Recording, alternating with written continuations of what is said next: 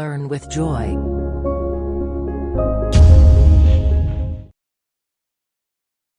Hi, hello, champions. Good morning. Today, I am going to start with the subject of FM also.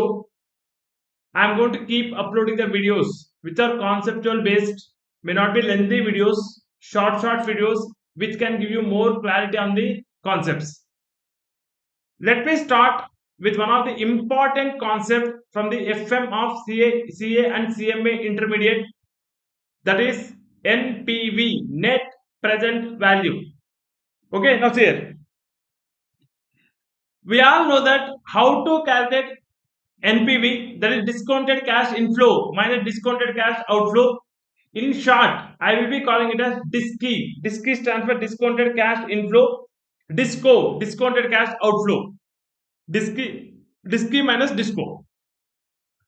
One more name is present value of cash inflows minus present value of cash outflows. To understand this concept, let me take the example. Look at here. I am taking the example. Investment in the project is rupees 2,40,000. Cost of capital equals to 16%. Cash inflows from the project is, let me take an example, year cash flow. Year 1, 2, 3, 4, 5. Year 1, we are getting the cash inflow of 60,000. Year 2, 84,000. Year 3, 96,000. Year 4, 1,02,000. Year 5, 90,000. I am taking the random numbers. This is the information. First of all, let us understand this information. A company is looking to invest in one of the project which require the capital 2,40,000. You tell me from where they'll get the 2,40,000. Any company for that matter, they'll be having finance providers like equity shareholders, preference shareholders, debenture holders, bank loans. From all these sources, they'll be getting the capital. Do you think will they give it free of cost? Absolutely no. No one, nothing is free in this world except mother's love. No one will give it free of cost. They'll expect something in return, which we are going to call it as cost of capital. The 2,40,000 rupees I am getting from the equity shareholder, debenture holder, preference shareholders. The average cost of these three sources is called as the cost of capital, 16%. Now, I am getting 2,40,000 by promising that I am going to pay you 16%, and this 2,40,000 I am investing in the project. By investing in the project, first year, how much we are getting? 64,000. Second year, we are getting 84,000. Sorry, first year we are getting 60,000. Second year, 84,000. Third year, 96,000. Fourth year, 1,02,000. Fifth year, 90,000. So, outflow is 2,40,000. Inflow is over a period of time. Outflow is happening today. Today, I am investing 2,40,000. But inflow is happening over a period of time. According to the concept of time value of money, we should not add the cash flows received at different point of times because of value. Cash flows received at different point of times has different values. We cannot add it directly. So we need to discount the cash flows. Discount using what? Discount using cost of capital. There is a logic behind that. I'll explain that. Let me start with the solution. See here. This no need to discuss. 2,40,000 no need to discuss. It is already in today's terms. Whereas 60,000 is at the end of first year, discount by 1 year. End of second year, discount by 2 years. Discount by 3 years. Discount by 4 years. Discount by 5 years. Bring everything to today's terms. Let us see how to calculate that. See here. I am taking year cash flow present value factor at the rate of 16% discounted cash flow. Year 1, 2, 3, 4, 5. First year 60,000. Second year 84,000. Third year 96,000. Fourth year 1,02,000. Fifth year 90,000. Let us calculate the present value factor.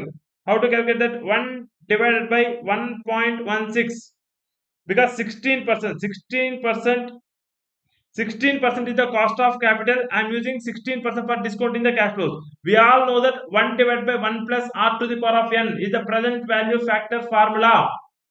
So I am taking 1 divided by 1.16 equals to 0.8621, 0.7432. I am taking 4 decimals. 0.6407, 0.5523,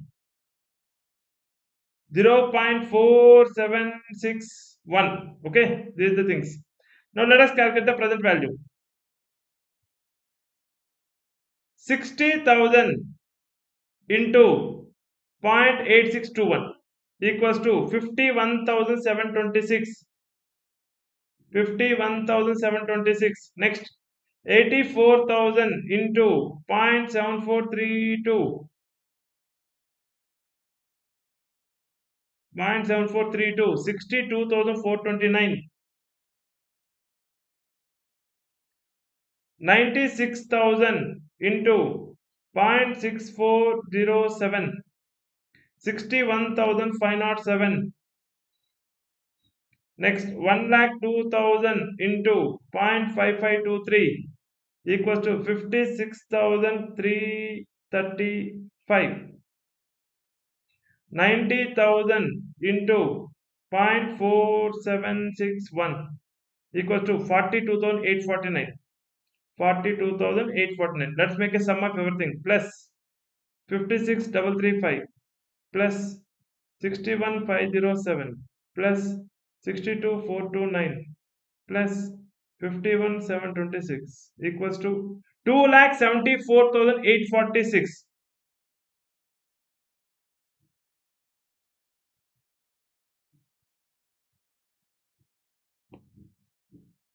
2,74,846. This we are going to take it as discounted cash inflow minus discounted cash outflow. 2,40,000. 34,846 is the NPV. Now let us understand the background of this concept. Listen to me carefully. 2,40,000 is not the money belongs to the company, borrowed from the finance providers, invested in the project. First year they are getting 60,000. From that 60,000, they have to pay dividend to the equity shareholders, dividend to the preference shareholders, interest to the debenture holders. Average is 16%. Actually, discounting means what we are doing. Understand what we are doing. From 60,000, I am taking out the cost belongs to the finance providers. Listen to me carefully. First, you understand what is this 0.8621. 1 rupee after 1 year. 1 rupee after 1 year. End of first year. 1 rupee after 1 year. What is the value today?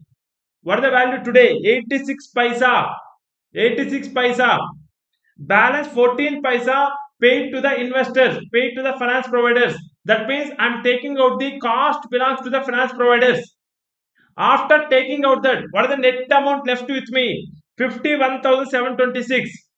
I am totally earning 60,000. From the 60,000, I am taking out the cost. I am taking out the cost of capital. After taking out the cost of capital, the balance amount left in my hand is 51,726. All of you clear? Next, 84,000. I am taking out 2 years cost. 2 years cost of capital, so that it becomes 74 paisa. And that means 1 rupee. Out of 1 rupee, 74 paisa is the principal amount, and balance 26 paisa is the cost for 2 years. 26 paisa is the cost for 2 years. 74 paisa is my principal amount into 84,000. The amount comes to 62,429. First, what we are doing, we are taking the value of 1 rupee as on today into amount available. We will get the present value. Present value of 1 rupee into total amount, we will get the present value of the total amount. Are you understanding?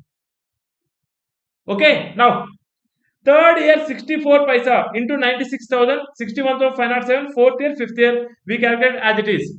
Totally, how much we are getting? 2,74,846. From the project, we are getting 2,74,846. That is in my hands. Now, out of 2,74,846, we have to repay the principal amount 2,40,000. We have paid only cost of capital. Now it's the time to repay the capital. We have to it's just an assumption. We are not going to repay. Just I'm telling you, the 2,40,000 is not the money belongs to the company. That is the money belongs to the finance providers.